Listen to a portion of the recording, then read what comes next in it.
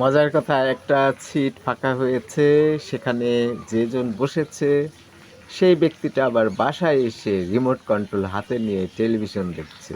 যখন আপনি বাসে ভ্রমণ করেন আপনার স্ত্রীর সাথে, একটা যদি সিট ফাঁকা হয়, তাহলে আপনি কি করবেন? নিশ্চয়ই আপনার স্ত্রীকে সেই সিটে বসাবেন।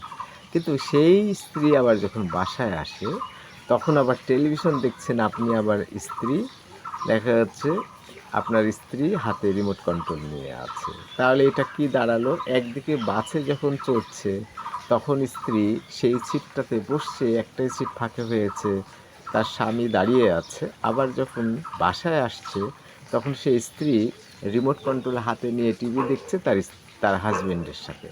তাহলে ডাবল সমস্যা হলো, নার্সিসিস্টিক ব্যাপার হলো। তার মানে যে নারী, তাই বলছি,